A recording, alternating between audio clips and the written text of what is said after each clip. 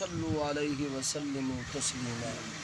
تمامی حضرات آقا دو جہاں صلی اللہ علیہ وسلم کی ذات پر درود و سلام کے گجرے پیش فرمائیں۔ الصلاۃ والسلام علیک یا سیدی یا رسول اللہ، الصلاۃ والسلام علیک یا سیدی یا حبیب اللہ، الصلاۃ والسلام علیک یا سیدی یا نبی اللہ، وعلی آلک واصحابک یا سیدی یا نور اللہ۔ رب اشرح لی صدری ویسر لی امری واحلل عقدۃ من لسانی یفقہوا قولی۔ رب اشرح لی صدری ویسر لی امری واحلل عقدۃ من لسانی یفقہوا قولی۔ رب اشرح لی صدری ویسر لی امری واحلل عقدۃ من لسانی یفقہوا قولی۔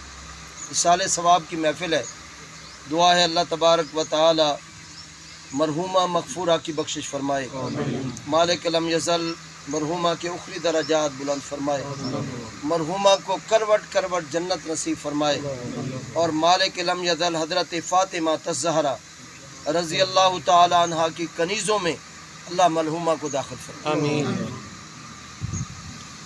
نیت کر کے بیٹھیں کہ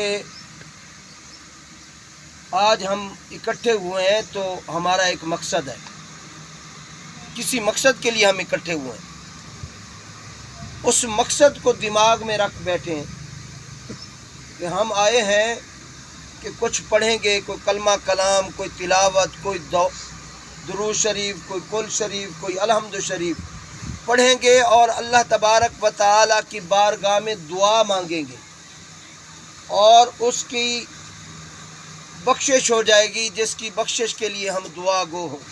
یہ نظریہ رکھ کے بیٹھیں اور ہمیشہ یاد رکھیں کہ یہ وقت اس بچی پر نہیں آیا، کل ہم پر بھی آنا ہے، کسی بزرگ پر نہیں آیا، کل ہم پر بھی آنا ہے۔ ہمارے باپ دادا جو اس دار فانی سے کوچ کر گئے، صرف وہی نہیں مرے، کل کو ہم نے بھی مر جانا ہے، ہم نے بھی اس دار فانی سے چلے جانا ہے۔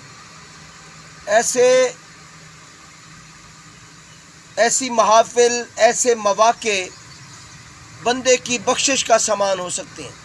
اللہ تبارک و تعالیٰ نے پتہ نہیں کس ذات پر، کس بات پر، کس عمل پر اور کس نظریے پر اللہ تبارک و تعالیٰ کی ذات خوش، کوئی نہیں جانتا، کسی کو نہیں پتہ کہ اللہ تبارک و تعالیٰ کی ذات کہاں خوش ہو جاتی، اس کی ذات کب راضی ہو جائے اور اللہ تبارک و تعالیٰ بندے کی بخشش کرے۔ امام غزالی گزرے، امام غزالی بہت بڑے عالم دین، محقق، محدث گزرے ہیں، مفکر گزرے ہیں۔ وہ جب فوت ہو گئے نا تو فوت ہونے کے بعد کسی نے اسے خواب میں دیکھا اور پوچھا، ہے امام غزالی اللہ تعالیٰ نے تیرے ساتھ کیا معاملہ کیا؟ اس نے کہا میں اللہ کی بارگاہ میں پیش ہوا اور اللہ تبارک و تعالیٰ نے مجھے اپنے زیارت سے مشرف فرمایا۔ مرنے کے بعد اللہ کی زیارت ہو سکتی ہے، دنیا میں نہیں، دنیا میں اتنی بندے کے اندر طاقت نہیں ہے، اللہ نے ہمیں وہ آنکھیں نہیں عطا فرمائی کہ اللہ کو دیکھ سکیں۔ موسیٰ کلیم اللہ نہ دیکھ سکے سوائے آپ کے اور میرے نبی صلی اللہ علیہ وسلم کے، باقی کوئی بھی نہیں دیکھ سکا، لیکن مرنے کے بعد اللہ تبارک و تعالیٰ اپنے پیاروں کو اپنا دیدار عطا فرمائے گا۔ ہے نا جنت کے اندر جب شہداء اکٹھے ہوں گے اور وہ اللہ کی بارگاہ میں عرض کریں گے اللہ ہمیں جنت سے نکال دے، فرشتے کہیں گے اے اللہ کے نیک بندو، جنت میں اللہ تبارک و تعالیٰ نے کس چیز کی کمی رکھی؟ ہر چیز موجود ہے، ہر نعمت موجود ہے، تم جنت سے باہر کیوں جانا چاہتے ہو؟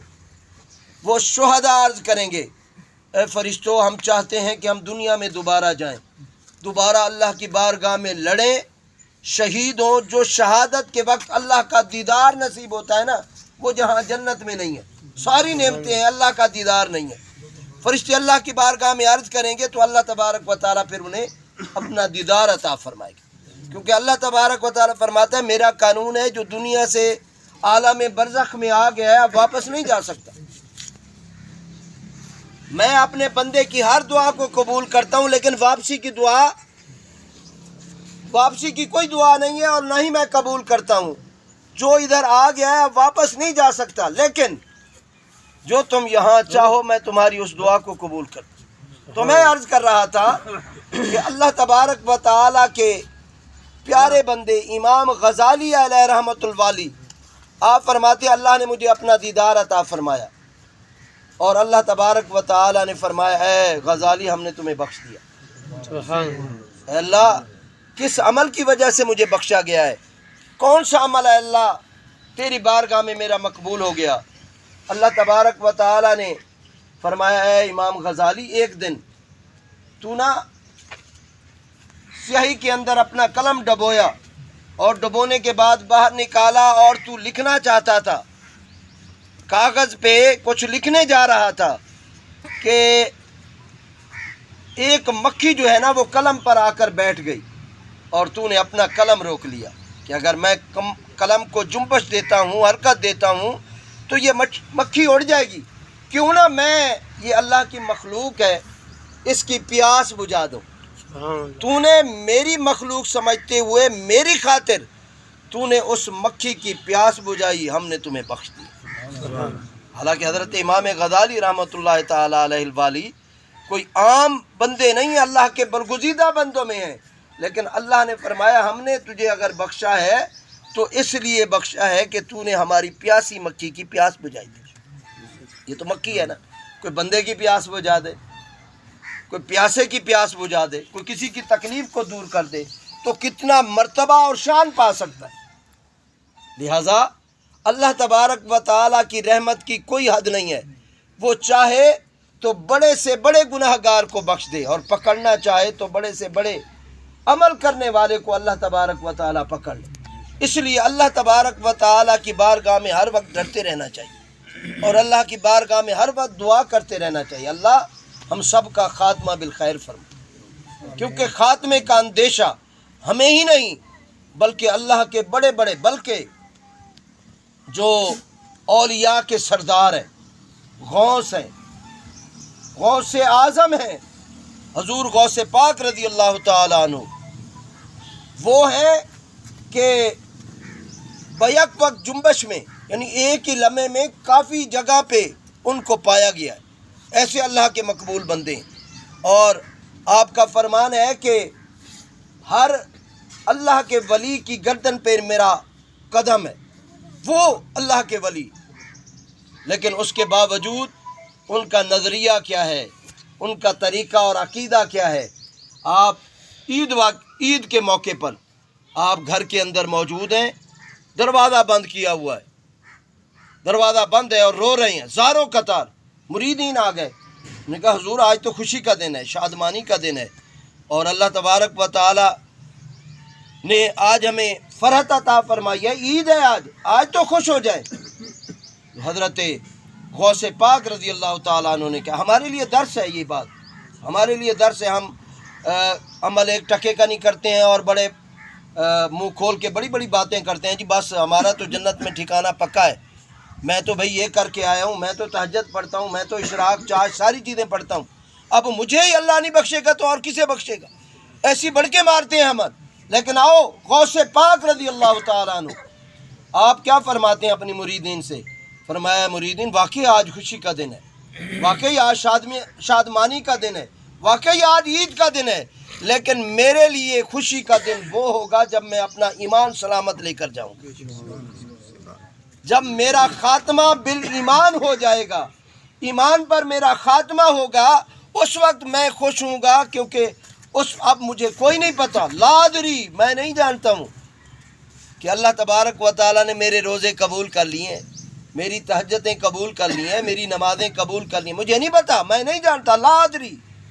میں تو اس وقت خوش ہوں گا جب میں اپنا ایمان سلامت لے کر اس دنیا سے چلا جاؤں۔ اتنے بڑے بزرگ ہو کے یہ کہیں اور ہمارے دعوے کیا ہیں؟ لہٰذا سوچنا چاہیے، اور یہ دنیا دار العمل ہے، یہاں عمل بھی کریں اور عمل کے ساتھ ساتھ اللہ تبارک و تعالیٰ سے ڈرتے بھی رہیں، اپنی عبادات، ریاضات اور تہجدیں اور نمازیں اور تلاوتیں اور ذکر اذکار پر بھی کامل بھروسہ نہ ہو، بھروسہ ہو تو اللہ تبارک و تعالیٰ کی ذات پر بھروسہ، اللہ تبارک و تعالیٰ چاہے گا تو وہ بخش دے گا، اور جس کو چاہے گا، کیونکہ اللہ تبارک و تعالیٰ فرماتے ساری چیزیں میرے ہاتھ میں، یہ آپ نے وہ آیت سنی ہوگی علماء کرام سے، قل اللہم مالک الملک تؤتی الملک من تشاء وتنزع الملک ممن تشاء وتعز من تشاء وتذل من تشاء بیدک الخیر. تمام خیریں جو ہیں اللہ تعالیٰ کے ہاتھ میں. عزت بھی وہی دیتا ہے، ذلت بھی وہی دیتا ہے، حکومت بھی وہی دیتا ہے، حکومت چھینتا بھی وہی ہے.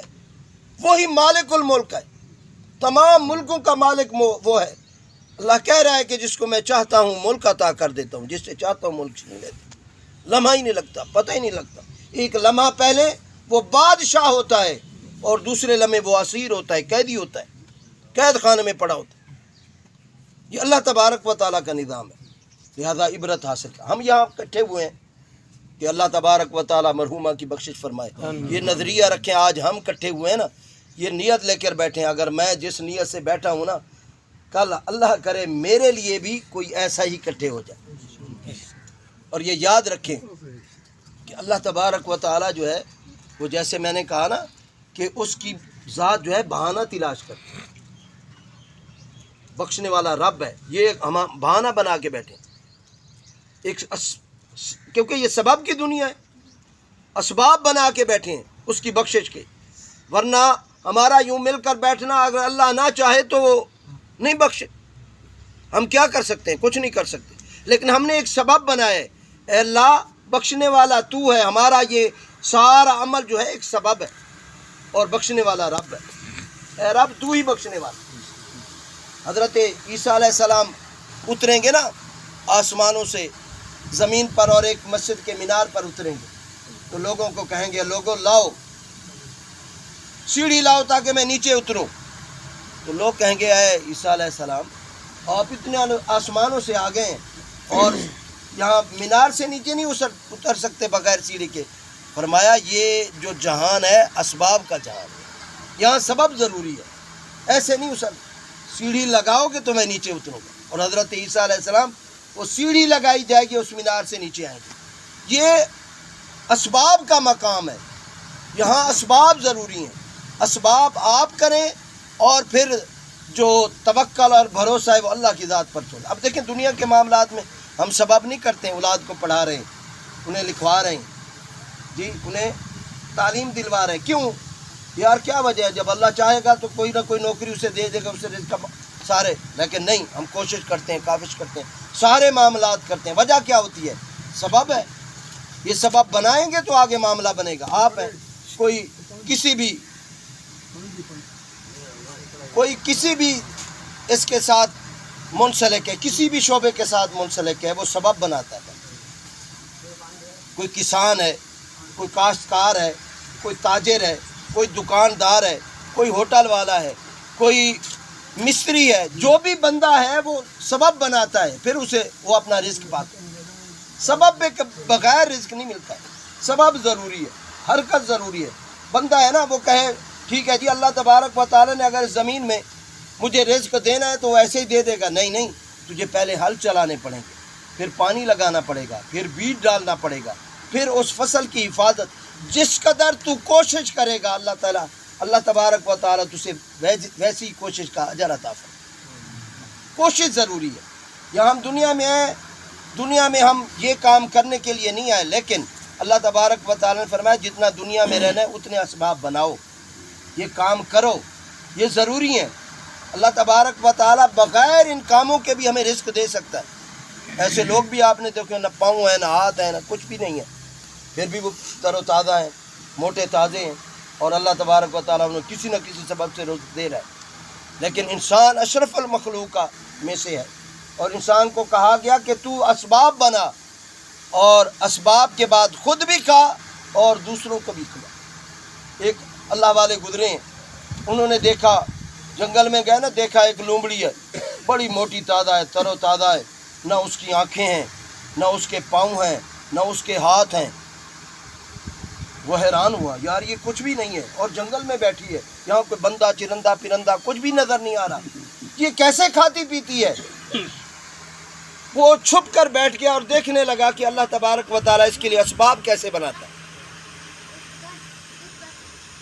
دن میں 2 مرتبہ نہیں 3 مرتبہ اس کے سامنے 2 پیالے ظاہر ہوتے، اس کے سامنے اور اس کے منہ کے قریب آتے اور وہ 2 پیالے اس کی خوراک تھی جو وہ پیتی اور آسمان کی طرف نظر اٹھاتی اور اللہ کا شکر ادا کرتی۔ اس نے کہا جب اس جانور کو اللہ بغیر کسی سبب کے رزق دے سکتا ہے مجھے نہیں دے سکتا، میں کیوں ایسے دھکے کھا رہا ہوں؟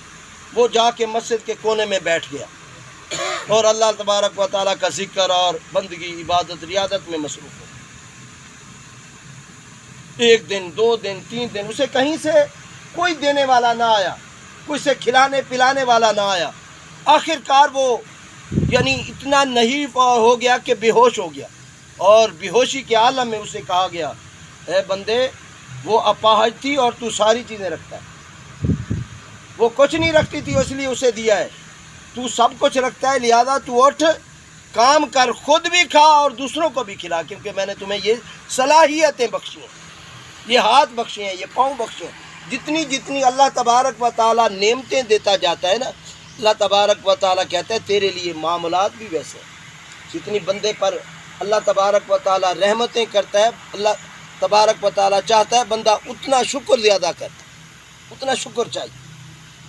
تو ہم ادھر اکٹھے ہیں کہ اللہ تبارک و تعالیٰ مرحومہ کی بخشش فرمائے، اور ہم دعا گو ہیں کہ اللہ تبارک و تعالیٰ ان کی مغفرت فرمائے، اور ہم یہ نظریہ لے کر بھی نیت لے کر بھی بیٹھے ہیں اللہ جب ہم مر جائیں نا تو ہمارے لیے بھی کوئی بخشش کے دروازے کھولنے والا ہو، ہمارے لیے بھی دعا کرنے والا۔ آپ کے اور میرے نبی صلی اللہ علیہ وسلم نے فرمایا جب بندہ فوت ہو جاتا ہے اس کا نامہ اعمال بند ہو جاتا ہے۔ کیا ہو جاتا ہے؟ عمل کا دروازہ بند۔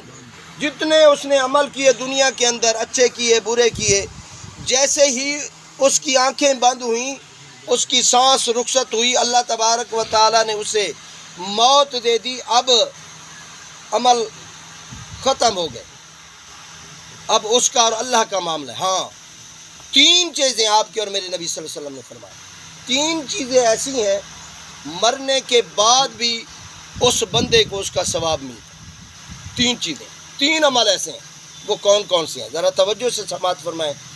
اللہ کرے کہ ہم ان 3 عملوں کو کر کے اپنے لیے ذخیرہ آخرت تیار کر کے جائیں۔ مر تو ہر ایک کسی نے جانا ہے اور کوئی وقت مقرر نہیں ہے۔ کوئی بندہ یہ نہ کہے نہیں میں تو ابھی زندہ رہوں گا، میرے تو چھوٹے چھوٹے بچے ہیں، ابھی ان کی عمریں بڑی ہوں گی، وہ شادی کے لائق ہوں گے، ان کی میں شادیاں کروں گا پھر مجھے جو ہے اجل آئے گی۔ ایسا نہیں ہے۔ اللہ تعالیٰ قرآن مجید میں فرماتا ہے فَإِذَا جَاءَ أَجَلٌ لَا يَسْتَأْخِرُونَ سَاعَةً وَلَا يَسْتَقْدِمُونَ۔ جب اجل آ جاتی ہے پھر نہ ایک لمحہ آگے ہو سکتا ہے نہ پیچھے ہو سکتا ہے۔ جب موت آ جاتی ہے پھر مہلت نہیں ملتی ہے، پھر بندے کو ٹائم نہیں ملتا ہے، پھر اجل آ گئی پھر بندہ ہاں یہ 3 عمل کر جائیں۔ کون کون سے 3؟ ذرا توجہ سے سماعت فرمائیں۔ 3 عمل کون سے ہیں؟ فرمایا کوئی ایسا صدقہ جاریہ والا کام کر گیا بندہ، مرنے کے بعد اسے اس کا ثواب ملے۔ کوئی ایسا صدقہ جاریہ والا کام، کوئی مسجد بنا گیا، کوئی مدرسہ بنا گیا، کوئی کنواں، کوئی نلکا لگوا گیا، کوئی موٹر لگوا گئی، کوئی ایسا درخت لگا گیا کہ جس کے لوگ نفع اٹھاتے ہیں، لوگ اس کے نیچے آ کر بیٹھتے ہیں، سست آتے ہیں، کوئی صحرا بنا گیا۔ جتنی بھی چیزیں ہیں یہ ساری بنا کے جائے گا اللہ کی رضا کے لیے، تو اللہ تبارک و تعالی مرنے کے بعد بھی اس کا اسے ثواب پہنچاتا رہے۔ دوسری چیز فرمایا کہ نیک اولاد، اگر مرنے والا اپنے پیچھے نیک اولاد چھوڑ کر مرائے، ایسی اولاد کہ جو نیکیاں کرنے والی ہے، نمازی اولاد ہے، بندگی عبادت کرنے والی ہے، اس کا بھی اسے ثواب ملے گا۔ آپ کہیں گے کیسے ملے گا؟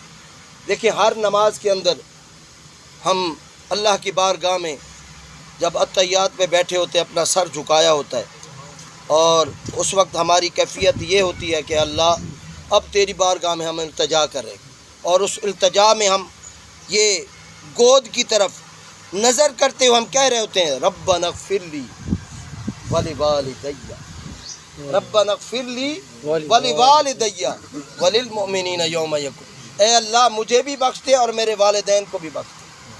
جو نمازی بنا کے گیا ہے اللہ تبارک و تعالی اس نمازی بیٹے کی مرنے والے کو اس کا ثواب عطا فرمائے۔ ایک چھوٹا سا واقعہ، حضرت عیسیٰ علیہ السلام ایک قبر کے قریب سے گزرے تو قبر میں عذاب ہو رہا تھا۔ حضرت عیسیٰ علیہ السلام حیران ہوئے، چلے گئے، پھر واپسی آئے۔ اگر آپ کے اور میرے نبی صلی اللہ علیہ وسلم ہوتے تو چلے نہ جاتے۔ عیسیٰ علیہ السلام تھے، قبر میں عذاب ہو رہا ہے، چلے گئے، دیکھ کے عذاب چلے گئے۔ آپ کے اور میرے نبی صلی اللہ علیہ وسلم قبرستان سے گزرے، 2 قبروں پر عذاب ہو رہا تھا، آپ کے اور میرے نبی صلی اللہ علیہ وسلم نہیں گئے۔ کتنے غم خار نبی ہیں، کتنے غم گسار نبی ہیں، کتنا فکر ہے اپنی امت کا اور مرنے والوں کا۔ اور آپ کے اور میرے نبی صلی اللہ علیہ وسلم چاہتے ہیں کہ ہر بندہ بخشا جائے، اس لیے آپ کے اور میرے نبی صلی اللہ علیہ وسلم ہر موقع پر اپنی امت کا خیال رکھا ہے اور اللہ کی بارگاہ میں التجائیں اور دعائیں کی ہیں اور ساری رات روتے رہیں اللہ کی بارگاہ میں۔ کس چیز کا غم تھا؟ امت کا غم تھا۔ اللہ کرے ہمیں اپنے آقا صلی اللہ علیہ وسلم کا کام ہو جائے، ہم ان کے غم میں مبتلا ہو جائیں۔ اللہ کرے ہم بھی آقا دو جہاں صلی اللہ علیہ وسلم کی محبت میں رویا کریں، راتوں کو جاگ کے اٹھ کے اللہ تبارک و تعالیٰ کی بارگاہ میں عرض کیا کریں کہ اللہ ہمیں پکا سچا نبی پاک صلی اللہ علیہ وسلم کا امتی بنا دے، وہ جو فرائض لے کر آئے ہمیں ان کا پابند بنا دے، وہ جو سنتیں لے کر آئے ان کا ہمیں پابند بنا دے، وہ جو طریقہ اسلامیہ لے کر آئے اے اللہ ہمیں ان پر چلا دے۔ آپ کے اور میرے نبی صلی اللہ علیہ وسلم رک گئے اور فرمایا صحابہ جاؤ وہ کھجور کی 2 ٹہنیاں لے کر آؤ، 2 چھڑیاں لے کر آؤ۔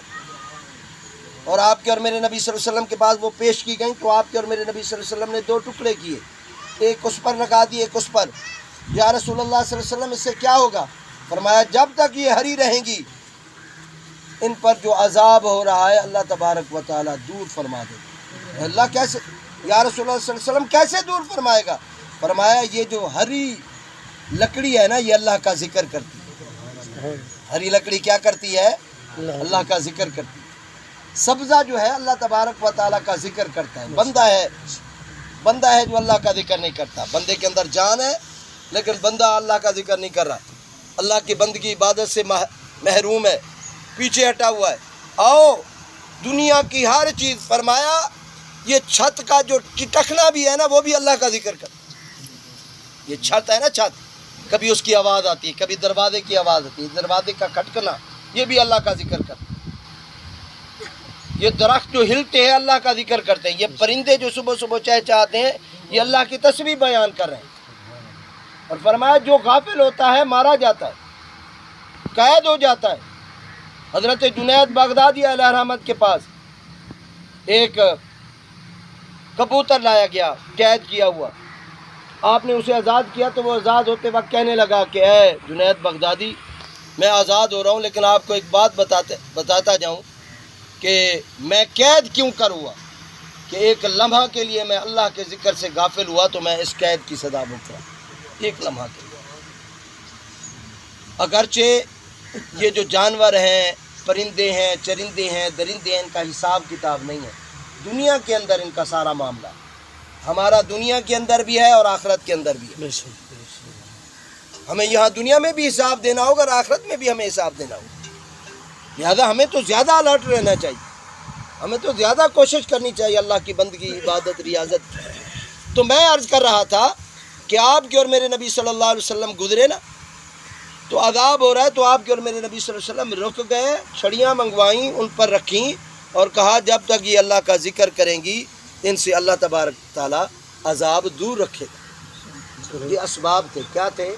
اسباب، اور ایسے اسباب کرنے چاہیے۔ ہم یہ جو کر رہے ہیں یہ نہیں کہہ رہے کہ یہ جو چاول پکائے گئے ہیں، یہ جو فروٹ منگوائے گئے ہیں، یہ جو ابھی لوگوں کو کھلائے جائیں گے، پلائے جائیں گے، اس سے مرنے والا نہیں، یہ ہمارا سبب ہے۔ بخشنے والا رب ہے، بخشش فرمانے والی اللہ کی ذات ہے۔ یہ اسباب بنا رہے ہم، یہ لوگوں کو اکٹھا کیا ہے۔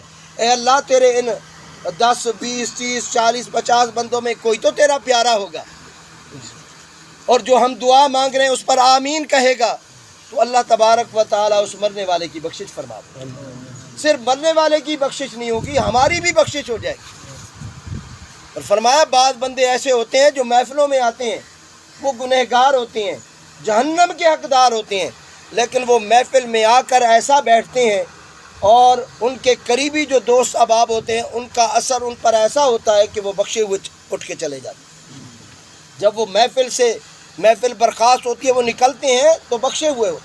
تو حضرت عیسیٰ علیہ السلام، میں عرض کر رہا تھا، عیسیٰ علیہ السلام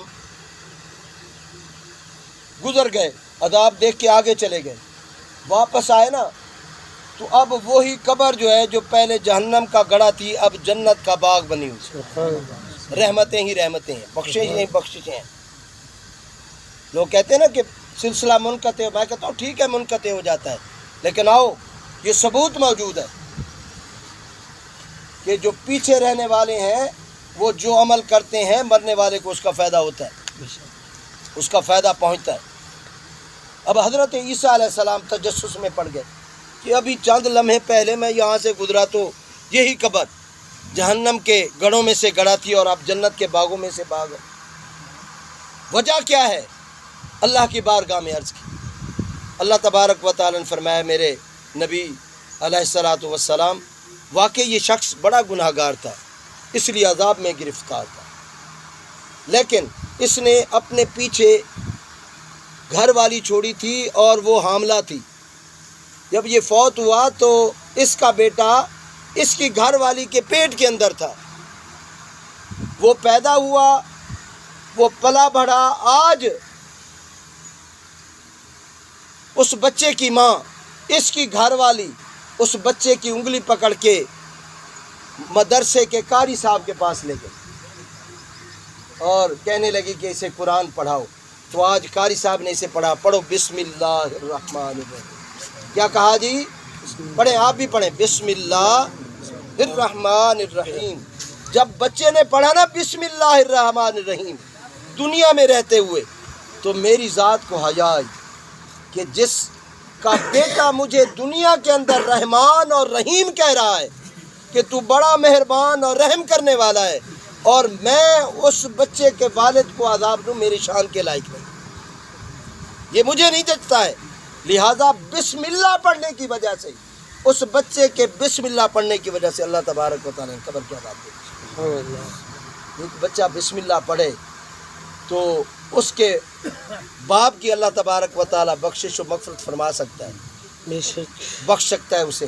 اور جو اتنے بندے اکٹھے ہوں اور پھر مرنے والے کے لیے 3 مرتبہ کل شریف، 1 مرتبہ الحمد شریف، اول آخر درود شریف پڑھ کر اس مرنے والے کو ایصال ثواب کریں، کیا اللہ تبارک و تعالیٰ رحم نہیں فرمائے گا؟ ضرور ہے، ضرور۔ اور تیسری چیز العلم النافع، تیسری چیز جو مرنے کے بعد بندے کو فائدہ دے گی وہ علم نافع ہے، ایسا علم جس سے نفع اٹھایا جائے، جس سے لوگ فائدہ حاصل کریں۔